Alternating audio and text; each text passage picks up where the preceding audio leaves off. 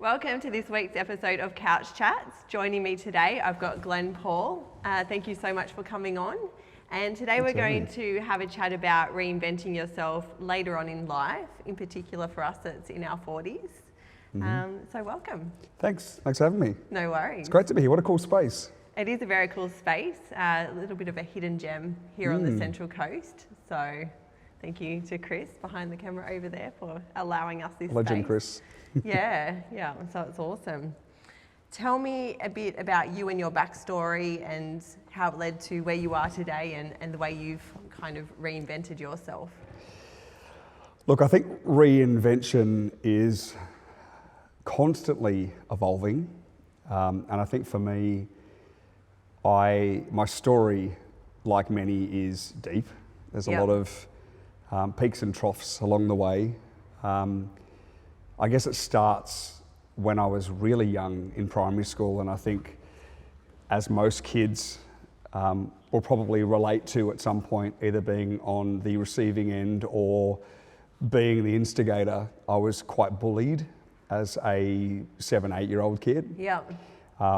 Started after I was friends with the popular kids, and a kid joined my school who I gravitated to were very similar in a lot of ways, and the cool kids didn't like that. And so I started to get bullied, and then they'd pick on me for lots of things. And I think that started maybe an underlying schema that I'm not enough. I think that's where it kind of started for me. Yeah. And I strategically started to make decisions for survival, to survive primary school and to survive being a young kid and not really feeling that I was enough. Yeah. And certainly a hard way to grow up. And then in high school, I remember making a decision to go to a different high school to avoid some of those kids that were giving me a hard time and kind of start again.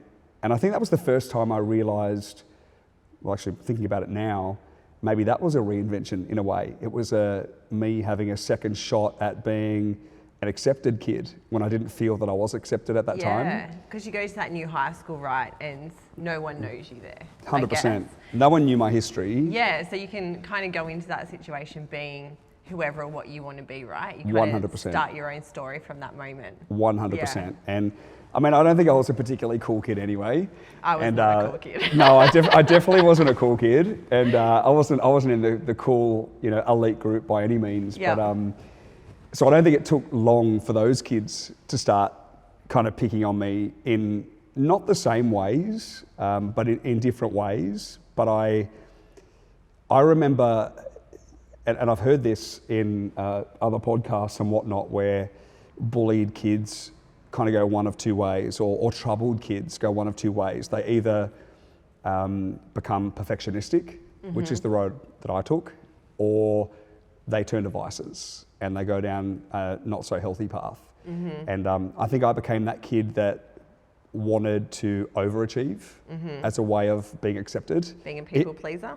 100%. Yeah. So if I do this, then they're going to like me. Yeah. If I do this, my parents are going to be proud of me. Yeah. If I do this, then, maybe like the other kids, I'll get a girlfriend at school. It was always in the back of my mind that if I'm something else or I play to something else, then maybe I'll get a different outcome. Yeah. So that wasn't healthy. And it took me a long time to recognize that. And then after school, I always wanted to be an actor.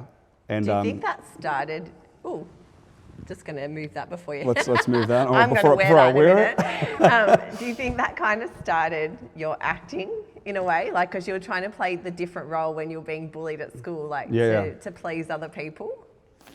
Absolutely. I remember being maybe 5 or 6 years of age and maybe discovering music for the first time and singing and dancing along with that and thinking, this is really cool, this is fun, I really enjoy this. And kids at my school didn't get that. They're like, especially for a boy at that age. For a boy at that age, right, from Sydney Southwest, that are largely, footy players or sporty, and I wasn't that. I was like the least sporty person, you would find. What was the I was the creative dancer? kid. The Billy Elliot. I was the Billy Elliot of my school. maybe not. I was not a great dancer, let's face it.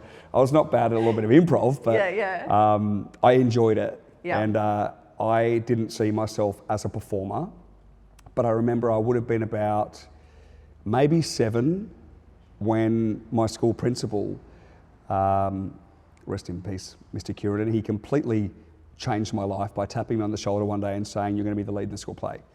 And I was like, no, I'm not cool. I'm not doing that. And the role was Fonzie in a production of Happy Days. Okay, yeah. So me, the not cool kid, playing the coolest character Super cool in, guy. TV history. Yeah. And I recently met Henry Winkler and actually told him this story, which is super cool. That's awesome. But I remember him telling me, and I just freaked. And I remember having a conversation with my mum, and I needed a leather jacket, and I needed some glasses, and I needed the attitude, and I was petrified. Like, I was so scared. And I can take myself back there now, even thinking about it, walking onto the stage, being scared, saying, people are going to make a fool of me. I'm going to make a fool of myself, and people are going to tease me for this. I remember just being petrified. Yeah. And I remember walking onto the stage, and I performed what was rehearsed. And I remember Bebopalula was playing, and there was girls dancing around the jukebox, and I had to kind of walk on and, like, very cool, like Fonzie, and like cut it and like shut the music down. Yeah. And like with this snarl and pop the collar of my leather jacket. I remember everyone laughing, but it was different. It wasn't they were laughing at me. It was like they're laughing because it was cool. Yeah. And I was like, Okay. wow. I just got this rush of, wow, they actually like what I'm doing. Yeah. And I just got off the stage and remembered feeling such a rush and thinking I got to be something different, and it felt good to be something different. Yeah. That's where that was born, the performer in me wanting to be an actor. Yeah. And I remember saying to my mum at about 15, this is what I want to do. And my mum's like, well, get a proper job and, I'll do some studies first and get a real job. I remember getting an agent about 18, so I started doing it professionally. Okay. But I didn't book my first job until I was 26. Wow. And it was an ad. It took me 8 years to book my first ad, and it was just a juice commercial for V8 Juice. Had to kind of walk into the kitchen and like this busy guy in a suit and drink the juice and go, grab my keys and walk out. And actually, I remember my friend even teasing me about that. She's like, oh, when you walked out, you look like a penguin. Like, why did you walk like this for? Oh, really? I'm like, because I'm not cool, right? I'm trying my best. But look, school was tough. Growing up was tough. Then I did a whole bunch of different jobs, and a couple of workplaces that I worked in, I actually found myself on the receiving end of being bullied as well.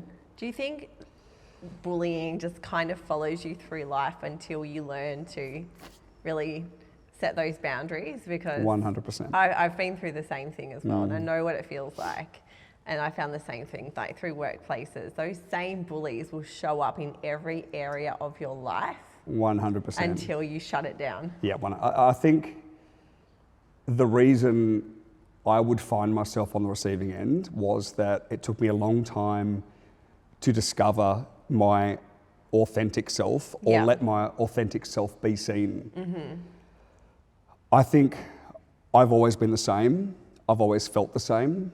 I've always been a kind person, but I think I put on a front for a long time. I think I became the actor in life, and I think I played the actor at work, in workplaces and at school, and I was so scared of being vulnerable and letting people see the inner me that I think I'm really proud of now, and I only show now.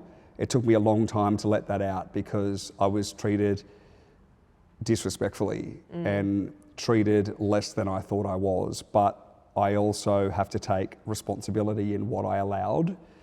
So it's this quote that I heard yesterday on a reel, and it just... That's nice and convenient timing. It just nice and convenient for today, but it said, the way someone treats you is a reflection on how they view you.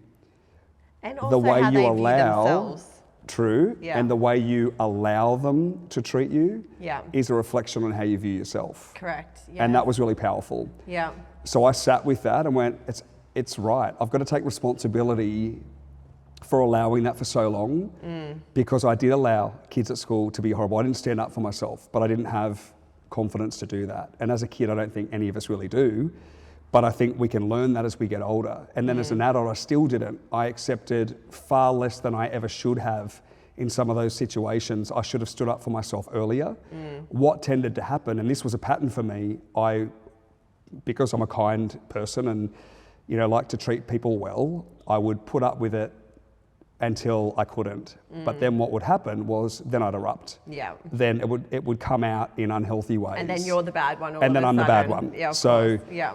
It's, again, another quote, manipulation is your reaction. Yeah. Forgetting the way they treated you that led to that reaction, right? Yeah, the gaslighting. All the gaslighting, all the things that we now know. All these words. All these words now, that but it makes was sense. always me. And people would Yeah. look at me and go, he's obviously the problem because he's the one reacting badly. Yeah. But it's because I let it pent up for so long and let it really fester to the Yeah. point that I'm like, now I can't take it anymore. Yeah. Now I'm going to let you have it back. Another quote, I love all these quotes that, I think maybe putting all these in a book, I think many of us can relate to them, is you put up with, now I don't know where I'm going with that.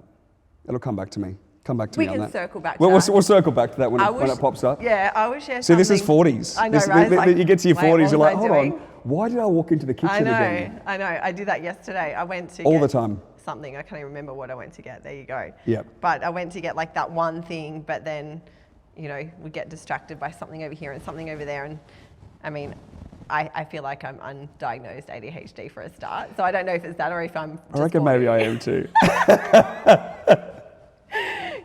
Anyway, that's a whole other story. But I heard something the other day and it actually made me cry, and I couldn't relate to anything more than the eagle in this story, right? And I meant to re-listen to it so I could tell it properly, but I'll just kind of pick the bits that I remember. So Matt Steinwald is a Central Coast man as well, who's got a podcast and works in real estate. And he was talking about the eagle. And he said when the eagle gets to 40, they have a choice that they can basically die or reinvent themselves. Yep. So what they have to choose between is death or smashing their beak off to grow a new one. Like literally smashing their own beak off. Really? To regrow a new one. And then they have to remove all their own claws. Yep. So new ones can grow. And then all their feathers. And it takes about 150 days. Wow. So it's actually like complete torture. But after that, they're like reborn into this new eagle that can hunt again and survive. And I was like, I could not relate to anything more than this eagle, because that's what, my transition has kind of felt like. Yeah. And I feel like that's just so relatable to so many people when they go through something really tragic and they have that choice of not literally dying, but letting that part of them die or going through that short-term period of pain to reinvent themselves and come out as this like new improved hunting machine. Yeah. Yeah. Yep, I love that. I thought it was so interesting. That's intense. I know, I meant to be honest. research and go, is this actually legit? 'Cause Yeah. that's crazy, but That is crazy. But I think we need to sometimes go through the worst of it to come out, stronger. Yeah. More empowered, more competent. I think with what I've been through, so I talked a bit about primary school and, some workplaces, and then relationships have been tough, and, I've had people come in and out, come into my life and leave, and, again, that old saying, some for a reason, some for a season, all of that, blah, blah, blah. But I, now in my 40s, kind of get, and I think we do, right? We get wiser. Everything has to be with a pure intention. I realised, and this was the big epiphany for me. This came out of my marriage breakdown. I had a proper breakdown a few years ago and ended up hospitalised. So did I. Yeah, I ended up in hospital. I was in hospital as well. I struggled because I realised that I was really not being my true self. I was being invalidated a lot in my life.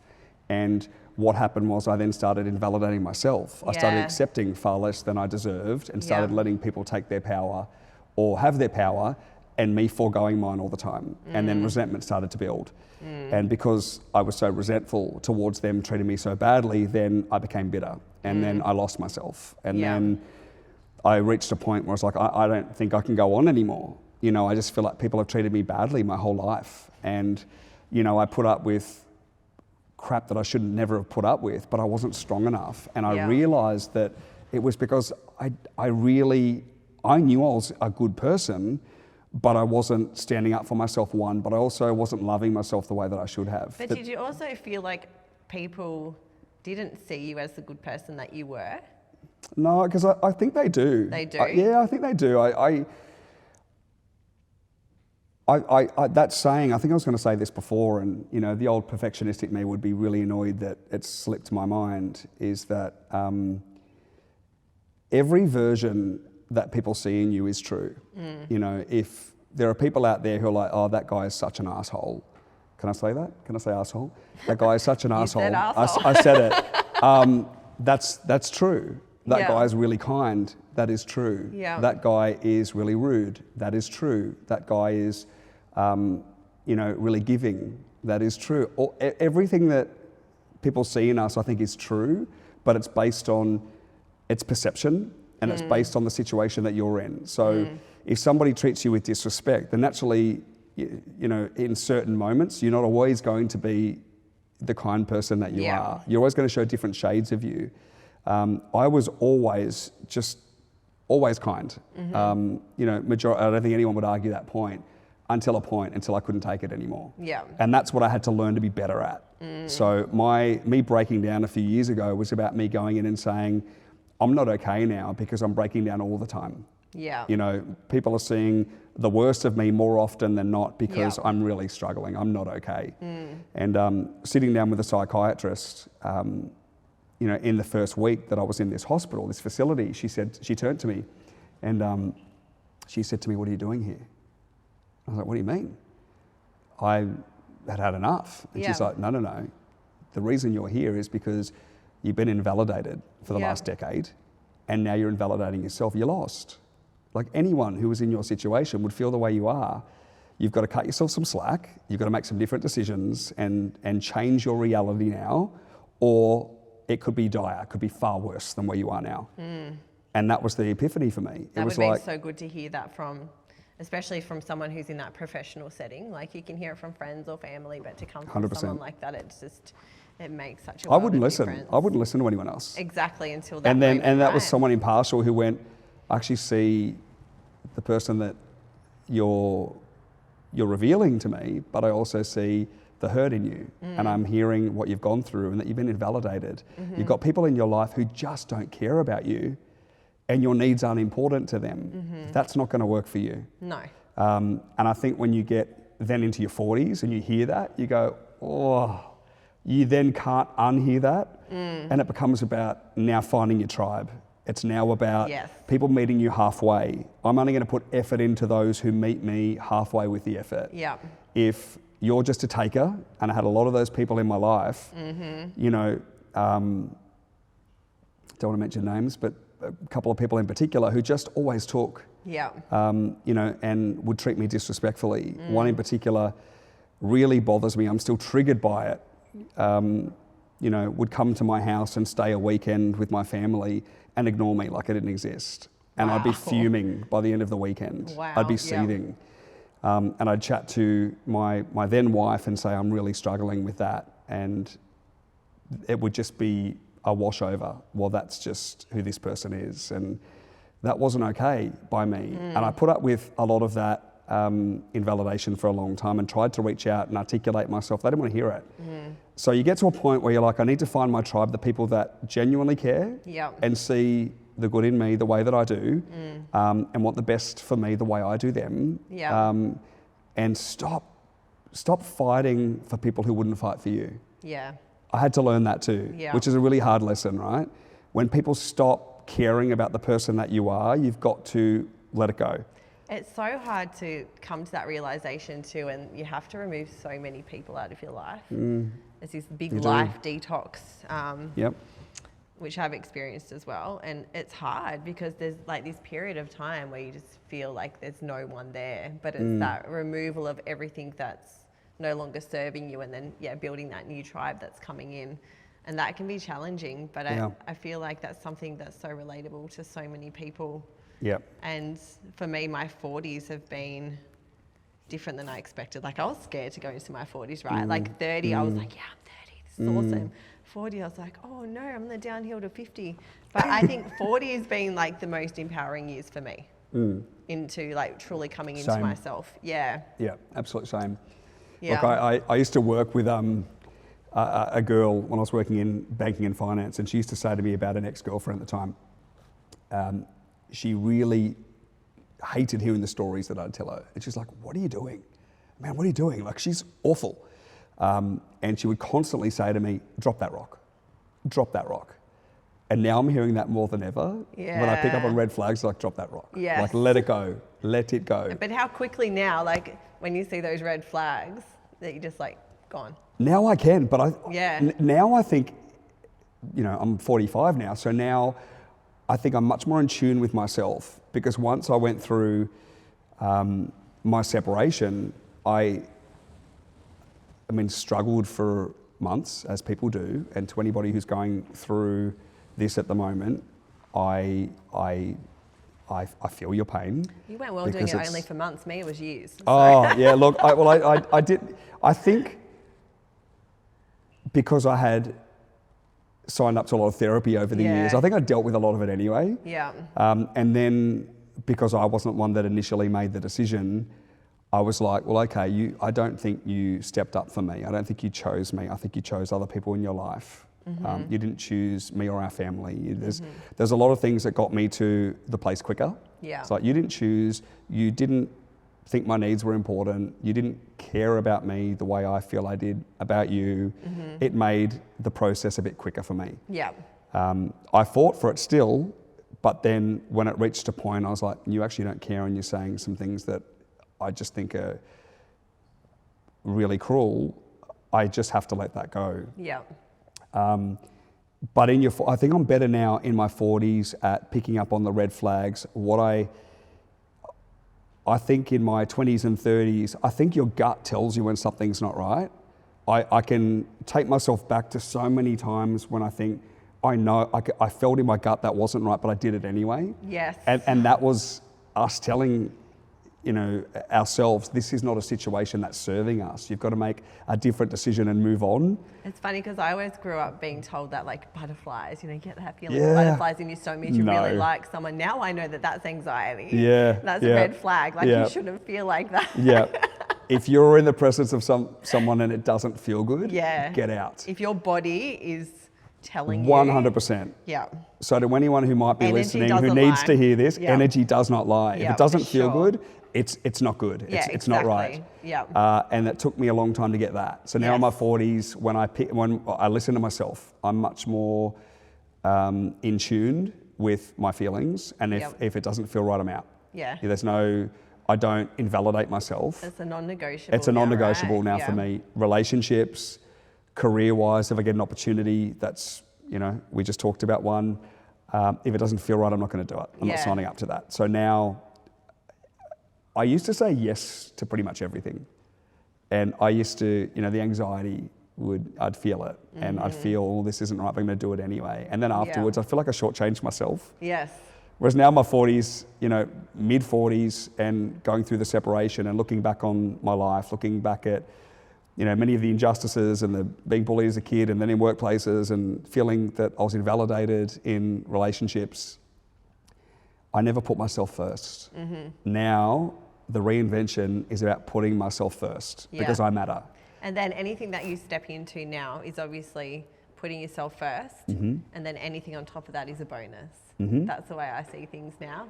100%. It's filling up your cup first so it overflows onto those around you. 100%. I used to say that to my ex, if we are a team, if it's just you and me against the world, kids benefit, families benefit, friends benefit. I always believed that. That's how I was raised.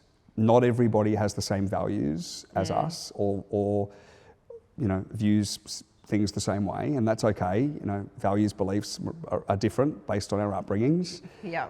But now, everything that I do, and that's every social situation, every relationship or friendship, or, you know, the time that I spend with family, everything I do within my career, I make a choice to do it based on what I feel is right. And if it's not, I'll learn from it. But I'll only do it if it feels right.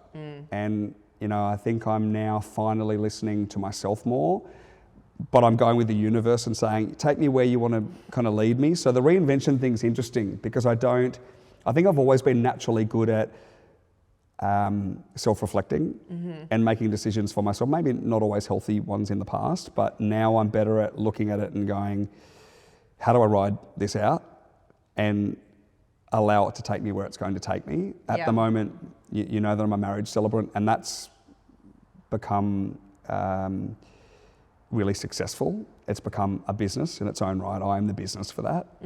But then on the side, I've got my media stuff as well.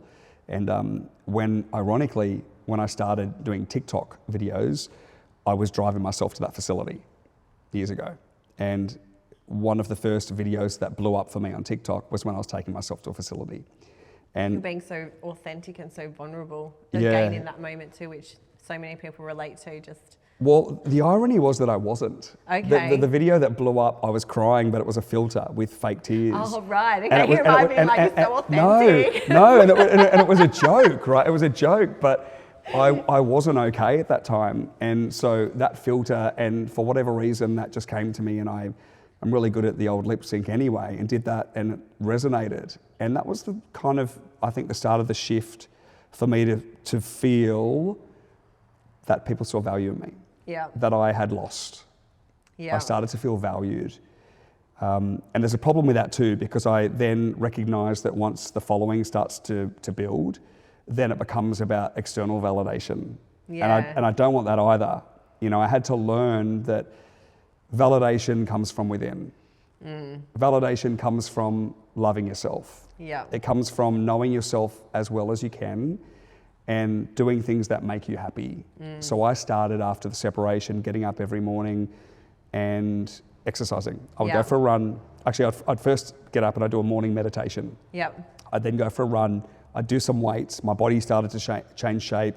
I started to read. I started to do all the things that I wanted to do that I denied myself for so long. Isn't it amazing though? It's just so simple, right? Even this morning I got up and, well, last night before I went to bed, I just wanted to get up and do a walk this morning, walk down and get a coffee. And it was bucketing down. I was like, screw it, I'm going anyway. I got my umbrella. I was absolutely drenched. But it was so nice and peaceful just to get up and start the day like that. Just go for a walk in the rain, get a coffee, walk home, and just sit in silence and, So nice. you know, gather your thoughts. And they're not things that cost money. No. It's just time. That's all it is, like reading a book, things that I could never do either. And those little moments just make a huge difference. 100%. Yeah.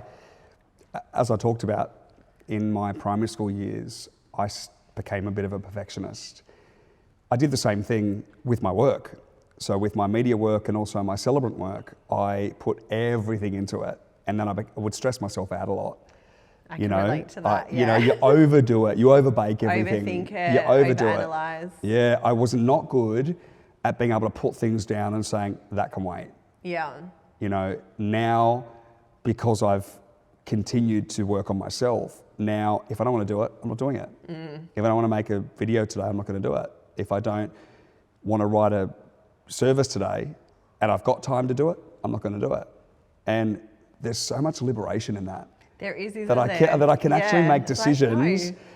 Because I was thinking about this on the way, driving here today. There's so much power in the word no. Yeah. I wasn't good at it. Yeah. I would just constantly say yes and stress myself out and be like that hamster, you know, running on how the hell am I going to get all this done? Whereas now, if it doesn't serve me, the answer is no. Yeah. And saying no to yourself as well, though. Yeah. That's a big thing, like for me, having to say no to myself. And even things like the housework. You know, if I'm exhausted or I'm run down and I look around and my 7-year-old's like a tornado, God love her. But Look, I have no issue saying no to housework. I'm like, that's just going to wait till tomorrow. But the old me would have stayed up till 12 o'clock at night, making Yep. sure the house was immaculate before Yep. the next day. Yep. Yep. Whereas now I'm quite comfortable in just leaving that overnight, or, you know, giving my body that rest that it needs. Whereas the old me was very much like, no, Yeah. like everything needs to get done 100%. in this 24-hour day. We put so much pressure on ourselves. You should see my house at the moment because I'm packing it to move. It looks like an absolute that's bomb's gone chaos. off. And there's been days I've looked at it and I haven't even put washing away. Yeah. And, you know, the sink is filled with pots and cups and knives and forks that haven't been washed. And I'm just like, I don't care. Yeah. And it's not I don't care because I'm in a slump or it's it's not just 'cause you're lazy or, no, it's not because yeah. I'm lazy. I'm like, it's not a priority right now. Especially when you're packing to move house, it's just chaos. Awful. Absolute chaos. Awful. Yeah. But now, I think this is the most exciting time because a friend was saying to me last night, this is now your do-over. Yeah. You know, in your 40s, this is where you get a shot at rewriting and living your best life. This is where you get, you know? 40 used to be such, like there was a perception of 40 being so old, right? I remember watching movies and 40-year-olds were like, they looked different too. There's all these memes going around on social media where like our perception of what 40-year-olds looked like. And I think they did look like that back then. Whereas 100% now, like 40 is so young. Yeah, and people that kind of, I went through a bit of a dark place because I felt like my life was over. I was 40, I was single again, I was renting again, like all these things. And then I realized 40 is so young. Like I've probably got another 40 years, if not more, to go. Yeah. So my point is for anyone else that's potentially at this age and thinks that their life's over, it's just the perfect opportunity to rebirth into something so amazing. 100%. You've articulated that so perfectly because I believed, I really struggled letting go of the relationship because I'm a traditionalist. And I believe that if you get married like my parents, you keep working on it. Forever. And I would have done it forever. Yeah. I didn't have that choice. So I accepted my fate, and I had days where I couldn't get out of bed and days where I would, you know, cry in the shower or cry myself to sleep or really struggle. Yeah. And days where I just felt like I couldn't go on. Yeah. And, you know, I lost so many relationships and friendships. So did and I, yeah. some I had to cut off and some I blocked from my social medias because I'm like, I get triggered when I look at images of you, or even when you're liking someone else's stuff or writing on theirs and you're not writing on mine. It feels like a choice. You know, some long-standing friendships that I'd had since I was a kid, I let go of as part of the separation. Was really hard. And then you feel like you are the bad guy. You feel like everyone's judging you, but nobody knows your side. And I often say this, I don't have judgment on anyone else or their relationships after going through what I've been through, because I always think there's three sides. There's your side, there's my side, and there's the truth. Yeah. Because you'll always put a certain level of emphasis on certain parts of the story which obviously are more hurtful or harmful to you. You're not always going to see it the same way. And I used to say this to my ex all the time, like if this fight was filmed right now, people would view this very differently to how you are, and they would view it very differently to how I'm viewing it. You know, people would be more impartial and go, actually, I can see wrong on both sides, or I can see right on both sides, or, you know, there's a way through this, but these two just can't work that out. You know, I struggled, and I struggled with my identity at that time, feeling like I was struggling a little bit with my career. I was getting bookings, but I wasn't feeling passionate at that time, which makes sense because I was struggling with relationships and whatnot. But I thought my life was over too. Yeah. And I thought, how do I do this? And then when I started waking up with intention, I started waking up every morning going, and there was a mantra that every morning that I learnt from a meditation. I'll see if I can remember it. I've stopped using it the last few weeks. Today is a beautiful day filled with opportunity. I'm exactly where I need to be. I trust in the universe and in the unfolding of my life. Sounds very much like Louise Hayes. Yep, I think that might be where it came from. Yeah. So it's basically saying, you know, be open to opportunities. Yeah. You are where you're supposed. This was you know, divined. This is where you are supposed to be now, and better is coming. But you have to believe that. Yeah, and that was the hardest thing for me.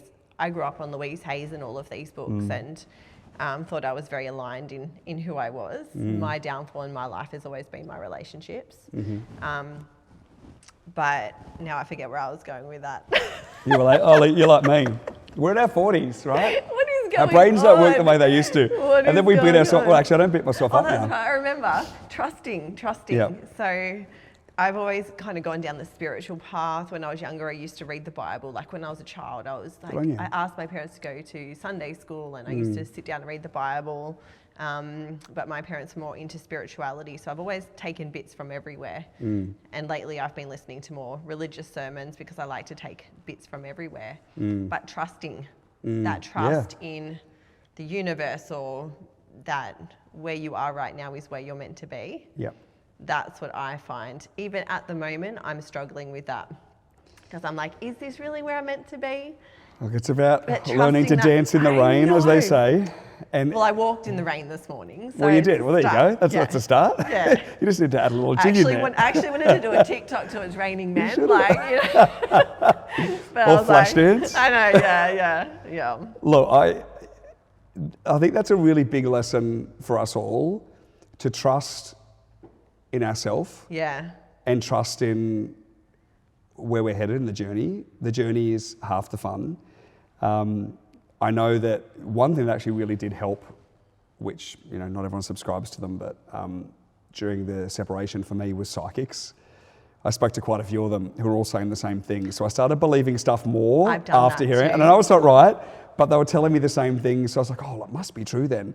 That helped, but I didn't need that. Yeah. You know, you realise you don't need that. And as anyone that's been through any form of trauma in their life, they've come out the other side and said, I got a lesson out of it. But you just kind of grab They're onto all anything lessons. in the moment, right? It's like, I want that psychic Whatever person helps. to Whatever tell me. helps. I mean, I've been told things by psychics too, and they haven't happened. Yeah. But they also, I've been told things, like they talked about my life and had everything to a T. Yeah. And I'm like, how would they even know that? I had an experience in a boutique in Terrigal where this lady, Regan, I met, and I'd never seen her there before. Yep. And she started talking to me. She's like, something's really off in your energy. And it gives me goosebumps now. And I still can't remember the exact words that she said to me. But we started getting into a conversation, and she's like, God's talking to me and I have a message from him to you. And she sat there and we prayed in the middle of this shop. Wow. And the words that she said to me, I can't remember, it was like a dream. But she knew everything about my life. And she said this prayer for God to use me in my life for my true purpose. And she wrote these beautiful prayers in calligraphy for me, which I went back to get. Beautiful. I've never seen her again. Wow. And I go to this shop all the time. So she was there, and then she was there, and then she was gone. Divine intervention, right? Yeah. And it was like such a magical moment, but I think in those moments when you're going through the darkness, you kind of do hold on to any sort of hope. Yeah. There is a curiosity around, like obviously psychics and things like that too, but not living your life, you know, based on the words that they're saying. But I think anything that gives you hope in that time as well is really important. 100%. To have that belief. But I think you were lacking in your own belief, obviously, at that point. Hugely lacking in my own belief. The biggest takeout from my life is doing the work, unpacking stuff, stripping yourself right back, understanding, shedding. and it's like a snake, getting rid of skins, but getting back to the real soul purpose and understanding who you are, what makes you tick, what you love, what you don't love, living the life you want to live, making decisions that are right for you, and loving yourself first and foremost, will get you on the path. And it's not an easy process to strip It's back hard. your life, but it is so worth it if you're willing, like that eagle, that 150 days of absolute torture. Yep. It is so worth it. I remember struggling, and I think I've struggled for a long time with imposter syndrome because of the decisions that I made to strategically be something or show something that wasn't really me. Parts of it were true, but there were parts where I was like, oh, I can't give that away because that makes me exposed, and I'm worried about how people are going to treat me because of the way that I was treated in my past. So I didn't feel like I was always being as genuine as I should have been. So then I felt like the imposter. So when things happened for me in my career, or I started getting blessings in my life, I was like, I don't deserve this. Yes. And also because of the underlying scheme is I'm not enough. So I don't deserve this, and I'm not enough. This is not for me. Pulled from your life as well. Well, things would then go south, yes. right? So then relationships would fail, or opportunities or you get like an would. influx of money, and then the next minute you get a huge bill, and you're like, yeah, 100%. But now, I'm enjoying genuinely relationships more. Yeah. I'm enjoying time with people. Yeah. I'm not beating myself up as much. I'm still thinking in my head, I forgot something at the start of this. I was chatting and I lost my brain for a second, and the old me would be beating myself up, but this me doesn't. Yeah. It's like, this is just me. Same, I just we're laugh we're all flawed Yeah. as humans. We've got to cut ourselves some slack. Yeah. We've got to value ourselves more than. We can't look for other people to validate us. We have to validate us. Everything has to come from inside first, and that's where 100%. I was, I used to feel this emptiness in me, and I'd try and fill it with external things. Like I had a huge shopping problem. That was one way I would try and fill this void in my life, was with shiny things. And then like feeling like I needed a man in my life to validate me, because I was a single mum from a very young age. So for me, I felt like I had to have a husband. So I was always reaching to something else. And my last separation was just that epiphany of, I don't need anyone. I am enough on my own. As a single mum, whatever it may be, anything on top of that is a blessing, because what I have is amazing 100%. anyway. But yeah, I was trying to grab onto those external things, and now I don't feel any emptiness at all. Yeah. And it's such a good feeling. And look, you had a coffee in the rain, and you took yourself for a walk. It's the simple things. Absolutely drenched. You learn to appreciate the simple things more as you get older, I think. And having stuff is less important. I have literally sold pretty much everything I own. I've got very few things left, and I'm more satisfied than I've ever been, because those things are no longer important. I was very materialistic. I still like nice things, but it's not things that validate me, because I thought if I had those things, that would make me enough in other people's eyes. Yeah. But it didn't make me enough for myself. Yeah. So I think my focus now in my 40s is to be present. Yeah. And to enjoy every moment. And if I'm not enjoying it, to get myself out of it, get the hell out. To focus on my career. The celebrant stuff still seems to be going really well. And I'm really enjoying it still. I'm doing weddings and funerals now, and I enjoy both. Oh, and funerals. I do funerals as well. And I do enjoy those. I had a cracker of a funeral yesterday, and it's strange to phrase it that way, but they did it all really differently, letting off party poppers. It should be a celebration of life, right? I mean, I say 100%. this, but God forbid I lost a child.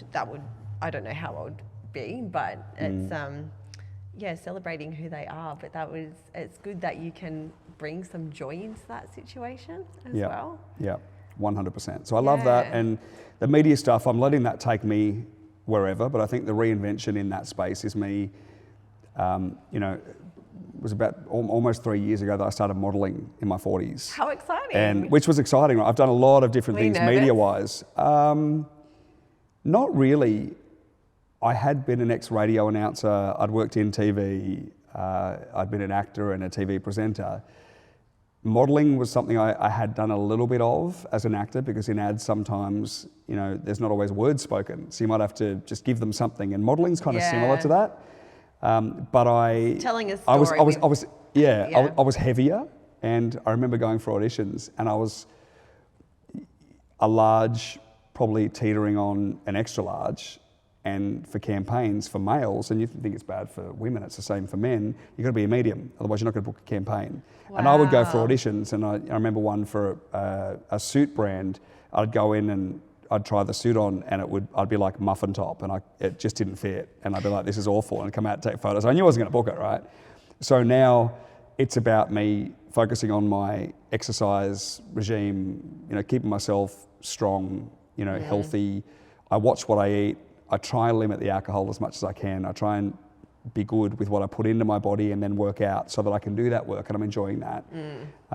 Something I learned a few years back, which could be really helpful for people as well who are just feeling like they're in that slump, and it did help me for a while, is you can even Google this, the Wheel of Life. And it basically breaks it up into different quadrants. So you've got health, finances, Yeah. relationships, career, you know, a whole bunch of things on that wheel. Assess yourself. Sit there with yourself and give yourself a rating from 1 to 10 for each of the areas, and then have a look at what your shortfalls are. Have a look at the areas that you're most dissatisfied with, and then set some goals around them. Because if you set some achievable SMART goals, things that are specific, measurable, achievable, realistic, and timely, if you set some parameters around how you're going to achieve those things, then I notice with me when I start to tick boxes, I think you're like that. You're kind of like, I'm achieving, I feel like I get a bit of purpose. Yes. You know, for me, to constantly reinvent myself the way that I have over the years has to be me taking stock, looking at where I'm at and going, what's not working? A self-audit. What's not working? A self-audit, you know, and I come up with a bit of an itinerary of things that I need to do to get myself back on the path, and that's really helpful. Holding yourself accountable too, and that's, for me, like ticking those boxes, there was a point where they were just very small things, like getting up out of bed. You'd be surprised how small things can make such a difference, right? And for some people, that's all they need to do is tick getting up out of bed that day, making their bed that day, having a shower. Like for some people, that is the hardest part. And just start off really small. Like they don't have to be massive goals, because as soon as you start ticking those boxes, you kind of get that confidence then to expand on that and then go for something bigger 100%. And better, and you just keep going and going and going, and then that big goal seems super achievable because, you don't get to the end game without the schematics. There's little bite-sized pieces along the way. That's the journey, but you're not going to get there unless you start with the small bits. And that's the part of having that trust there, because no, you're not at your end goal yet, but you're planting seeds for harvest. But also I think it's becoming accepting of that you may not end up anywhere near what you had planned. And that's okay, because more often than not, as people will tell you, I love reading autobiographies and that sort of thing. So often people will say their reality ended up far better than they could have ever have dreamed for themselves. But it starts with you dreaming that, backing yourself and just really trying and just never giving up, never give up on yourself. You know, we almost did, you know, at several points in our life, 100%. Going, look, I'm done. I can't go on like this. I know. And now I'm sitting here doing this. And you're doing something that like, you would, you know, 5-10 years ago, would you have thought you'd be doing a podcast and interviewing people? It's funny because I wrote this, my friend years and years and years asked me years ago, let me finish my sentences, I'm like, see, I'm forgetting my words. I remember her asking me like what I really wanted to do, because I've always worked in corporate and I've never loved it. I've just done it as a mean to an end, because I've always been the financial provider. And I remember saying to her, I want a YouTube series where I have people on my show and I interview them. And that would have been about 10 years ago. Wow. But I remember saying that to her, and then I never thought about it since. Had no idea how to start it, how to do it. It was just an idea. And then I met Chris doing something else. Actually, you took photos of my house when I was selling it. And then this has come about a few years later. And it's just funny. And then I thought back to that moment, and when I remember writing that to her and saying, and I had it written in my book of like, that is what I wanted to do. And it was all the events that happened between then and now that have led to this moment. And because being in front of the camera was something I used to do a long time ago. I did like infomercials, and oh, did you? I was an extra on Home and Away when I was pregnant, like all that sort of stuff. And I really wanted to do that full time, but I've always had to work full time. So it's creating opportunities for yourself. 100%. Whereas this is something I've started myself and giving myself that opportunity. Whereas, you know, someone's not going to hire me to do this because I've never done it before. Well, that's right. But you make your own content. Recognizing your own things. Also, I mean, that's motivating in itself and quite inspirational for anyone else who's maybe listening, who's thinking, oh, I'd love to start a podcast, or 100%. I'd like to write a book, or I'd like to do some extra work on Home and Away. You know, everybody has something they want to do. But I think what is a beautiful takeout from that is you just don't know where that's going to lead. This is not your end game. No, it's not. You know, doing couch chats on YouTube, you don't know where that's going to take you. I know, and none of it, and that is the exciting bit, which is why I think being in your 40s now and being able to wipe the slate clean almost to a point and reinvent yourself, it's never too late. I mean, even if you're in your 60s or 70s or 80s, you're not dead yet. You've still got time to every day get up and say, I want to do something different today, or I want to do something that makes me happy today. Yeah. And it could be just getting out of bed, Yeah. right? We all have different lives. We've all had different experiences. We're all beautifully flawed, but whatever you want to do, you can do it. You just have to believe you can. And I literally was so scared the first time I stepped in front of the camera to record in front of Chris. I was so scared. And then afterwards, and like I'd put it off for ages, I was procrastinating. And then after we finished, I turned to him and said, I want to do this all the time. Yep. Like I love this so much. But the one thing that I was so scared of turned into the one thing that I just want to do all the time now. She nailed it, didn't she? My son this morning had to do an ocean swim and then a run, and he had a huge fear of the ocean. And it was in Rose Bay. And then he messaged me this morning and I asked him how it was, and he said it was feral, was his words. He said, but I overcame my fear of the ocean and I beat my time by 9 seconds. So good. So that, again, that one thing that he was scared of to do those ocean swims is going to lead him to so much more now to overcome that fear. And it's always those things that you're scared of, like a good scared. I'm not talking about like, trust your body. Yeah, but 100%. that good scary is like, it's so exciting when you just jump that hurdle and just do it, and it opens up the doors to so many magical things. 100%. As I was saying before too, like that feeling you get in your stomach, which is telling you that something isn't right, is different than that an anxious feeling, the good feeling, right? So that excited feeling. It's often difficult unless you understand yourself and you've got good emotional intelligence, or you've done the work to know the difference. So don't stop yourself from doing something because you're getting that nervous energy. Do it anyway, because you don't know what the result's going to be. Exactly. Yeah. You just got to keep opening those doors to opportunities that come up, and step on the other side of fear. Like, it's just, there's this whole world out there that never existed to me before in I call it my old life. The old version of me, and this isn't my end game. I don't know where I'm going to end up. But I'm excited to find out and just keep walking through those doors when they come. And I think that's just so important for people to realise that just take a chance on yourself. Like doing what I'm doing, like doing what you're doing. Start your podcast, write your book, get in front of a camera, do a TikTok. Who knows what's going to unfold? But just take that chance. You know what? And be prepared to get some knockbacks too.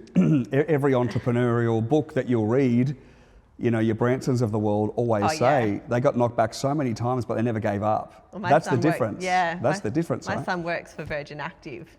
So he's a huge inspiration for him as well. And you read stories like his, and I wish I had the list. They always post it on social media. They're like, your life's not over yet, you're not dead yet, because this person did this at like 80 and this person did this at 60, and I can't remember their names. It's never too late. But that's inspired to realise your dream and to fulfill it.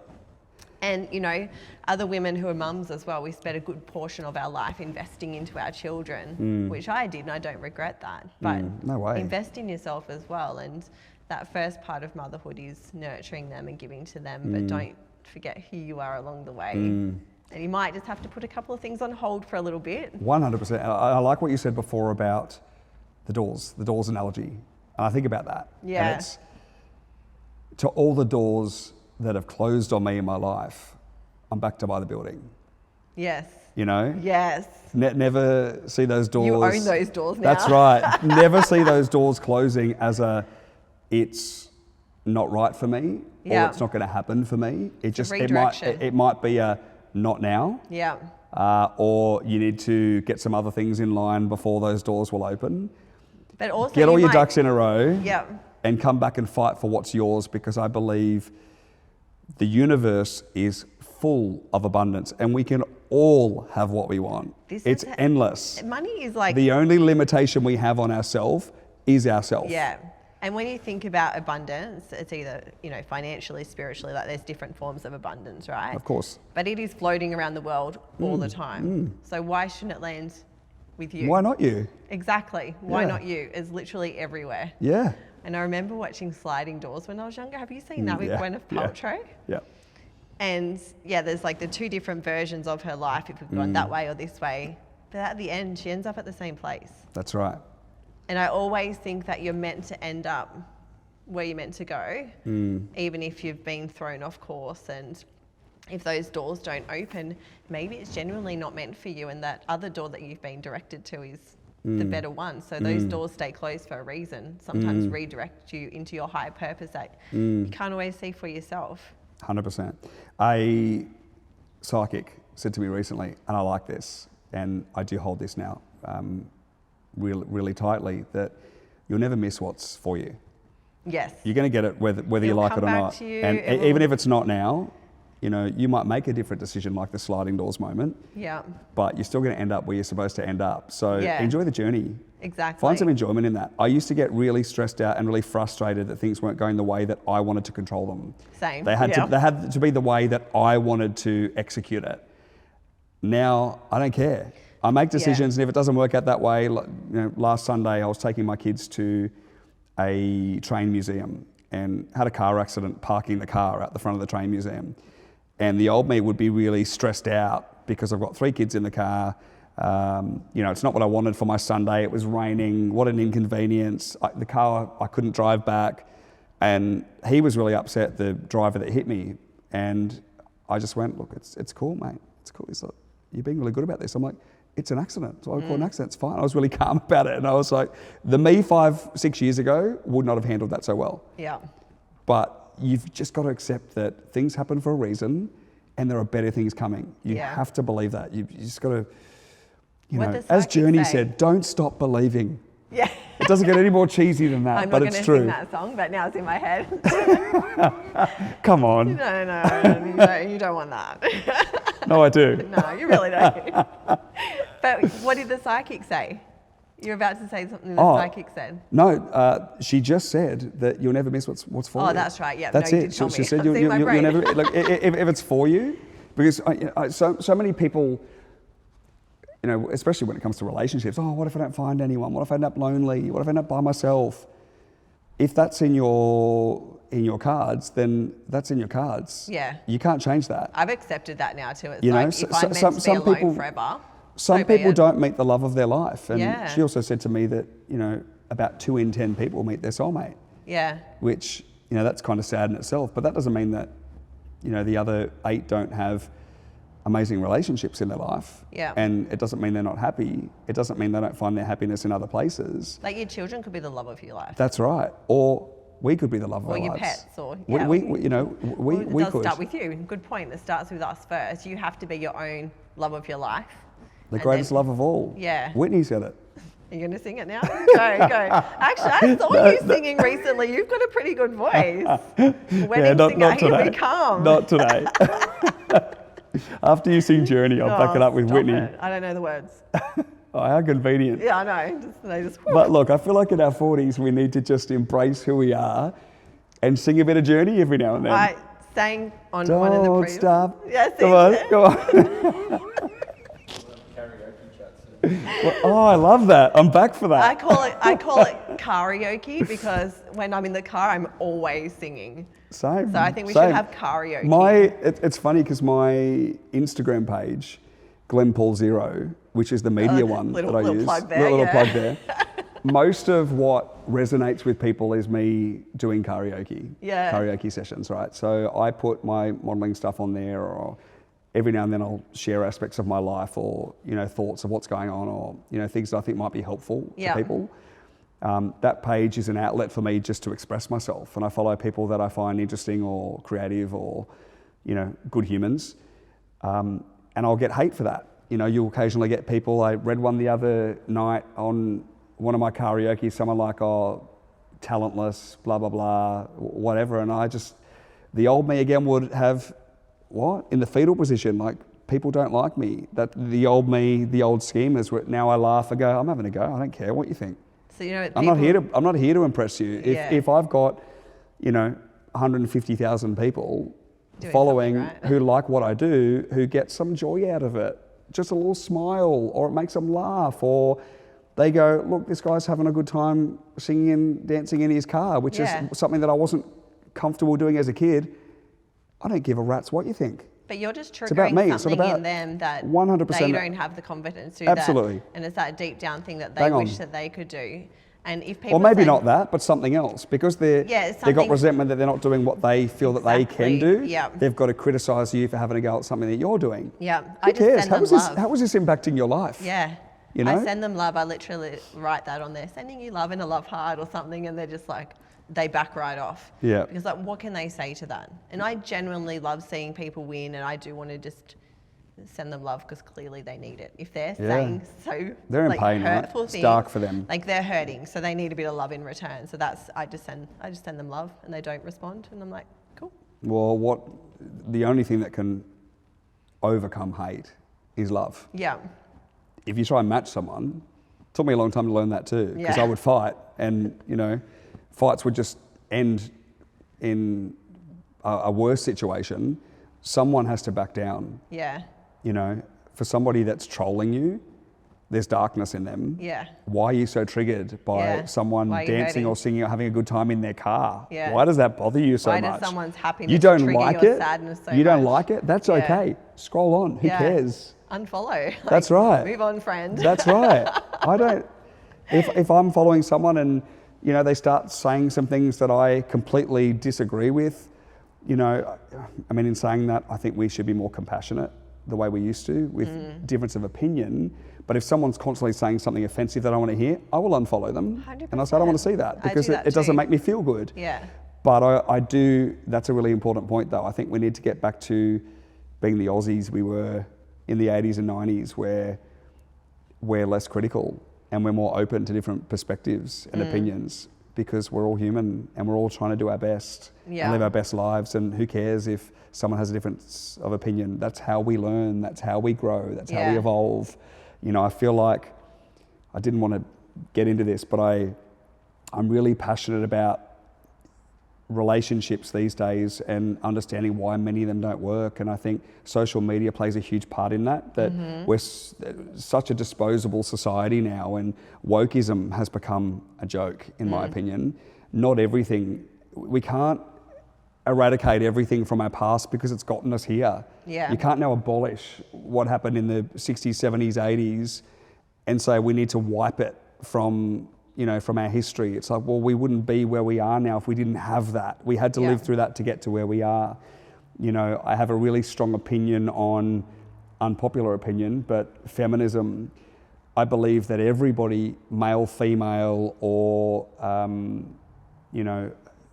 those that don't fit within those categories, the theys and thems. The theys and the thems, I'm up for however people want to be represented or want to represent themselves, I'm okay with. Doesn't mean I agree with it, but I don't have to. No, well, that's exactly I have to. right. I accept it, and I saw an interesting reel a while back, and I forget who the lady was, but someone said, "Oh, how many genders are there?" And she goes, "Oh, there are two, male and female." And she goes, "Well, what if someone says that they're a lamp?" And she's like, "Well, great, you're a lamp." Cool. She's like, "I don't care that you're a lamp. That's fine. I appreciate that you think you're a lamp. That's okay."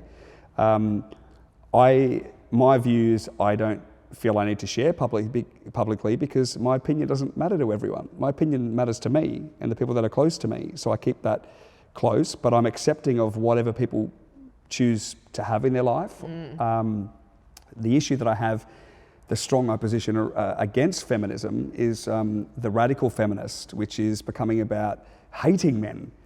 It's not about equality anymore. It's not about bridging the pay gap or having the same opportunities. It's about men are crap. And I feel a lot of the time attacked, and I'm lucky that I'm more evolved now than I've ever been in my 40s. But why and I've got a wouldn't you feel stronger, attacked, right? I've got stronger skin now that I can weather it a little better. But I just feel like some of these radical feminists feel we don't have any value You know, we're constantly shit canned and we don't have any currency in this world anymore. And I struggle with that because I think it's completely incongruent with what that message stood for to begin with. Yeah. It's about equality. It's Yeah. about men and women being treated the same, or anyone that don't fit within those areas. We just need to be accepting of the fact that we're different. And that's what we used to do so much better than, you know, we say that we're progressive now, but we're becoming much more critical, much more judgmental and harder and less tolerant, even though we say we are, because we're going, oh, we've gone woke now. Oh no, we've introduced the feminist movement. Oh, we're so progressive. No, you're not. You become more jaded and more cynical and more harder. And as you said before, the best thing to overcome hardness is softness, or, you know, hate is love. You know, we're not going to make the world a better place by fighting each other. Yeah, and we're going to make this world a better place by stop fighting against each other. 100%. And I just, you know, we can morph into this, but I think the issue with relationships these days is that women often say, I want a male that's more sensitive, or, you know, is, you know, more loving, or softer, or whatever, and less masculine. We hear. It's like, but you don't actually really want that in a lot of cases. I think women are saying they want men to be more effeminate and more in touch with their feminine, and women at the same time, and I think as a result of the radical feminist movement, are becoming harder. They're becoming more in their masculine, and I think that's affecting relationships. I'm very much in my masculine, but, and we've spoken about this a couple of times, but that's because I've had to be as well. So I think that argument can kind of go both ways. 100% it can. Some women have to be in their masculine due to situations, but we all really want to be in our feminine. Yeah, look, You know what I mean? and I'm not saying, and I'm not being critical and saying that women need to be in their feminine to have a relationship work. I don't mean that. Yeah. What I'm saying is, I think relationships used to work better because they're, and you talked about this, there's an energy, right?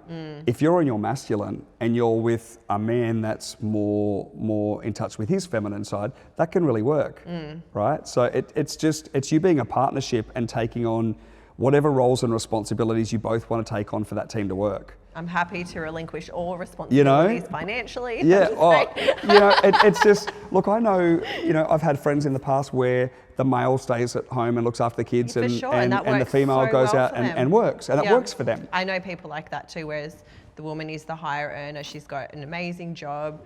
The husband still works, but is like the one that's more there for the kids and everything too. And that dynamic for them works perfectly. And I don't think there's a one size fits all box for everyone. It's what works for you and your partner in that relationship. And I agree. Everything's different. And I share this a lot in my wedding ceremonies. I'll share the art of marriage, and I'll say, what you choose your marriage to be is completely up to you. Yeah. Nobody else can tell you that. But I do think energy has a large part to play in why relationships break down. I feel like if things start to go south, and you're fighting, or there's contempt in a relationship, it's not going to work. And a lot of the time, you're both fighting, a battle that you're not going to win. And if you're both in your masculine and fighting, that's not going to work. Yeah. If you're both in your feminine, that's not going to work. There are times when both roles and the other variations of roles won't always fit within that category. But then sometimes there'll be days where, say, the man needs to be more of his feminine for his own reasons, and that day the woman might have to step up higher into her masculine. It's a balancing act of just coming to the party for each other, whatever that may be. I rewatched Barbie the other day, right? The first time I watched it, I'm like, this is rubbish. What is this shit? I think because I was in just couldn't. I think the reason why I hated it so much is that I was in a theatre of all these women dressed in pink, and here was I in green. Because I'm like, oh. So it kind of threw me. But then I watched it again the other night, and I really got the message, and it was exactly that, about that equality of treating each other how we both want to be treated. Because in the movie, there's Barbie Land, where women have everything. Women own the houses, and the Kens are nothing. And then they go to the real world, where men are everything and women are nothing. And it was about getting that balance. So when I sat and rewatched it the other day, I'm like, I messaged my son, I'm like, I get it now. I actually like the movie now because I get what they're saying. Really good message. Such a good message. Miley says, you could buy yourself flowers, you could take yourself dancing, all these things. Yeah, you can. But do you want to all the time? No, I don't want to. I think innately as male, we most of the time are in our masculine where we want to be protective and protectant. And most of the time, you know, if you look at historically, you know, women in the early days were out picking berries and raising children and hunters and gatherers, right? And males were out, you know, spearing animals so that people could eat. You know, I think we innately have that. We just want to be protective. We want to take care of our women. And I think the woman's role historically was being the loving partner. And that, I think we've learnt a lot from that. I think the energy there made sense that both of you are bringing something different to the relationship, which is why it worked. And it doesn't mean that's the way it has to be. That's not what I'm saying. It doesn't have to be stereotypical, but you've got to know what you're bringing to that relationship for it to work.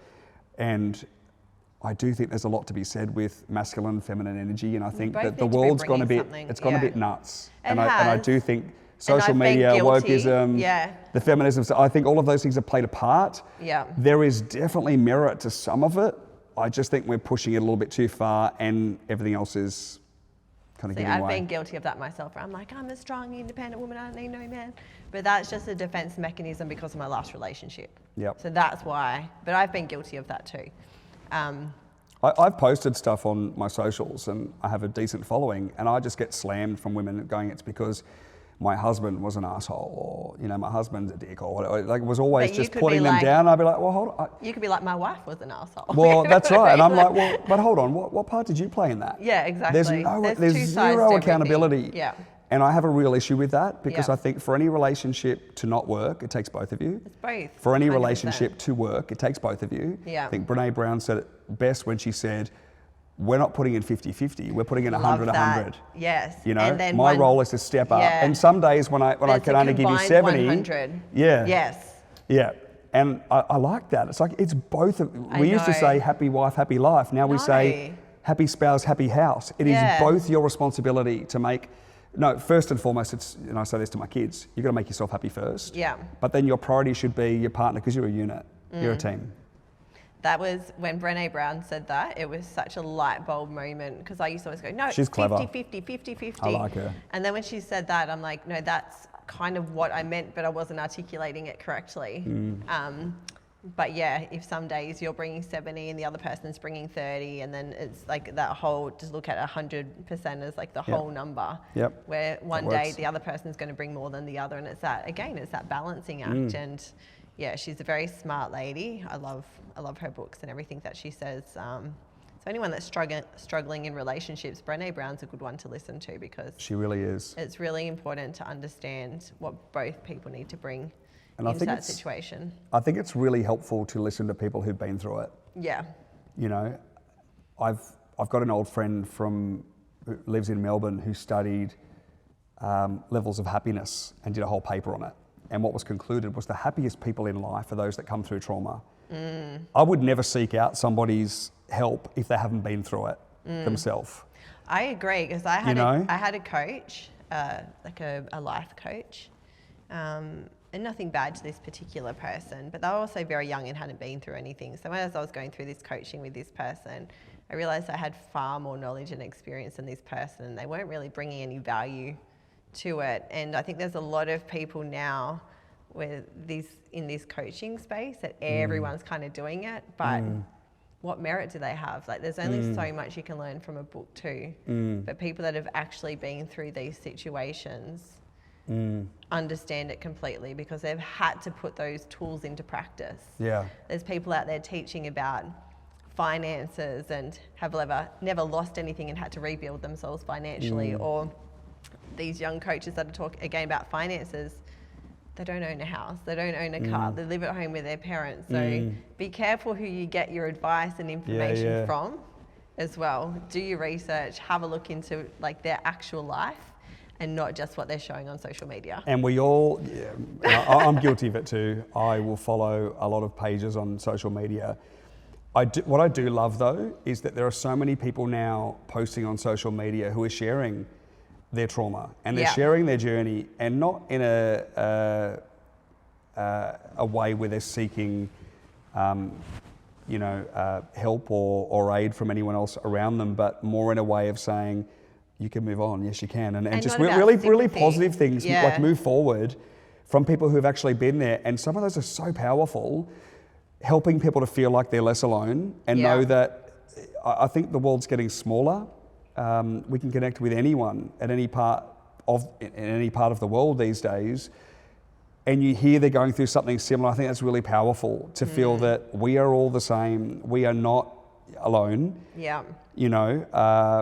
When sometimes we can feel like we are, all you've got to do is start flicking through your reels or put in some keywords, and you'll find that there are people who are exactly where you are right now. Yeah.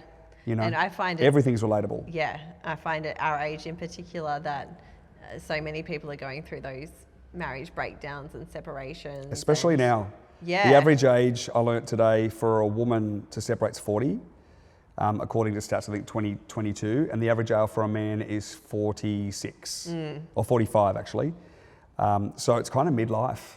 Yeah. And I think there's something in that when we get to this point, it's people evaluating their life and saying, am I happy? Is this what I wanted for my life? Is this what I want long term for my life? And they're making decisions to say, if I'm going to leave this situation, now has to be the time. I remember you posted something a while ago saying why so many relationships are breaking down. I commented on there, more empowered people making more empowered decisions. But I think that's very accurate too, is that, and I'm not saying everyone just throw away relationships, like there's some that are worth working on and fighting for, unless it's very abusive and things like that, then walk away. But I think more people are realising that they don't need to put up with horrible behaviour from people, and choosing to love themselves a bit more as well. But I also do feel like we're in a very disposable society that instead of putting a little bit of work into things, people are just moving on. For sure. Yeah. Look, my advice would always be to advocate for saving a relationship. Yeah.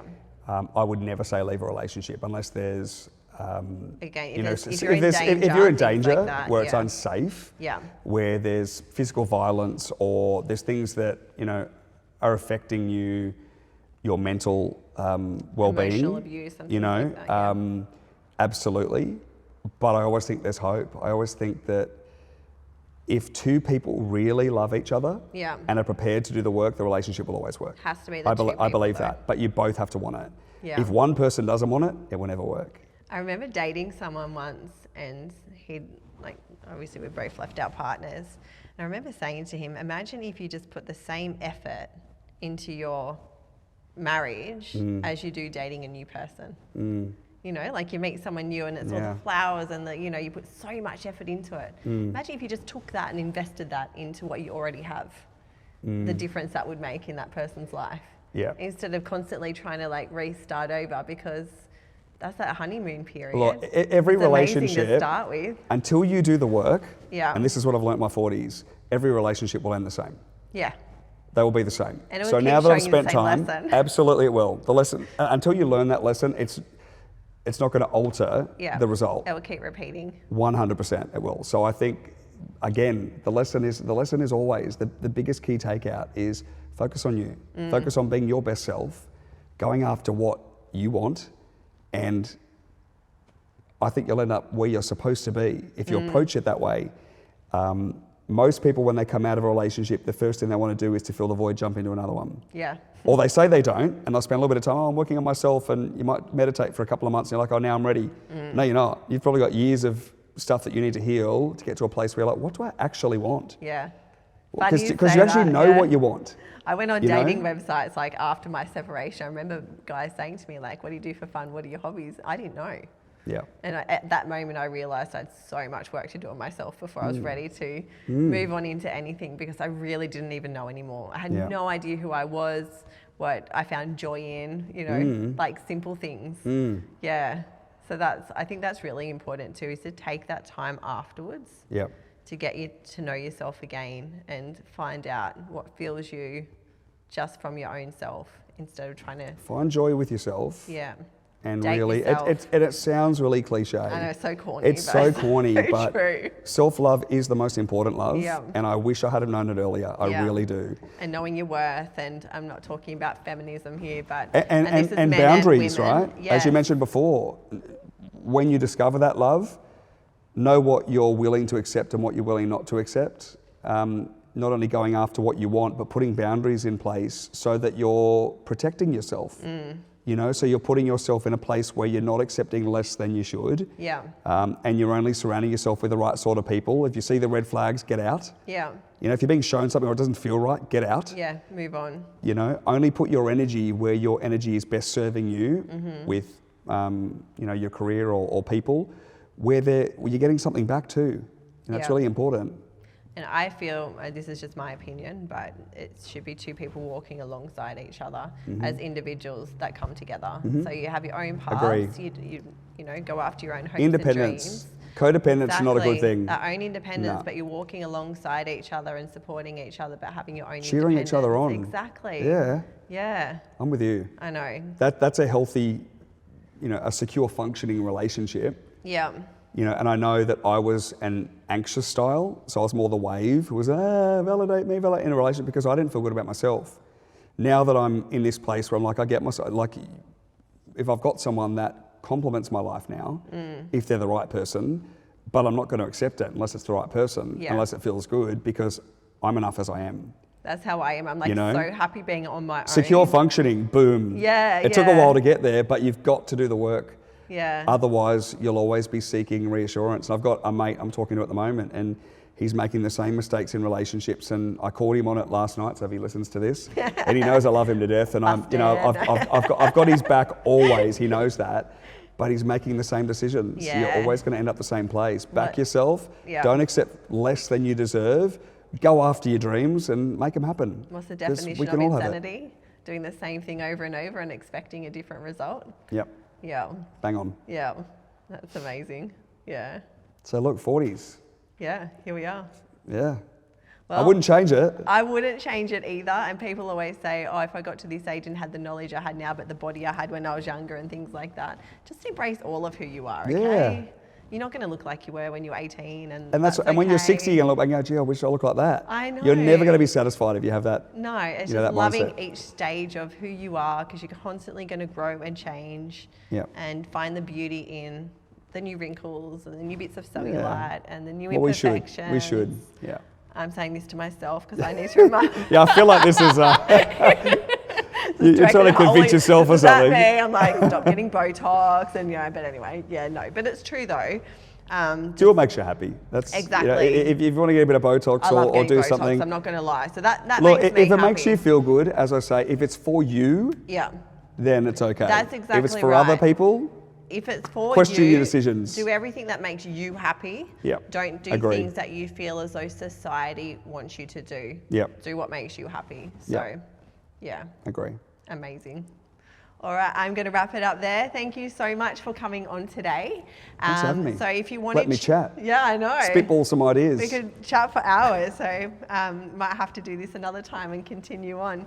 But if you want to check Glenn out on socials, he's on TikTok, Facebook, Instagram, Threads, Twitter, which is now X. I don't know. You did well to remember all that. There's a whole list, but I'll put, I might put your handles in the show notes if you want to send those to me. If you want to check Glenn Paul out on socials. Thanks so much for coming on today. Thanks for having me. That's okay. Bye.